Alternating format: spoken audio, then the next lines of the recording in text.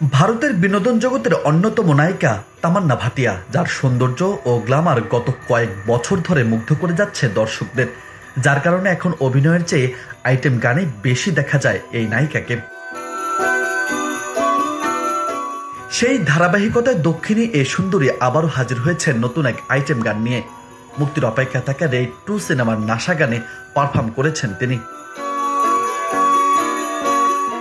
গানটি টি সিরিজের ইউটিউব চ্যানেলে প্রকাশ পেয়েছে 11 এপ্রিল। প্রকাশের পর থেকে এটি আছে আলোচনায়, যার ফলে মাত্র 5 ঘন্টাতেই 20 লাখের বেশি দর্শক দেখে ফেলেছে গানটি। এর আগে সামাজিক মাধ্যমে এই গানের একটি ভিডিও ক্লিপ ছড়িয়ে পড়ে নেট দুনিয়ায়, যেখানে দেখা যায় সোনালী পোশাকে তামান্না ক্যামেরার সামনে পোজ দিচ্ছেন, চুল বাতাসে উঠছে, পিছনে দাঁড়িয়ে আছেন ব্যাকগ্রাউন্ড ড্যান্সাররা। সেই ক্লিপ দেখার পর থেকেই অভিনেত্রীকে নিয়ে আলোচনায় মেতেছেন নেটিজেনরা। এদিকে জেলার সিনেমায় কাভালা গানে পারফর্ম করার পর তামান্নাকে নতুনভাবে দেখা শুরু করছে দর্শক। তার নাচ এতটাই সাড়া ফেলেছে যে নির্মাতারাও শুধু নাচের জন্য অভিনেত্রীকে নিয়ে আলাদাভাবে ভাবা শুরু করেছেন।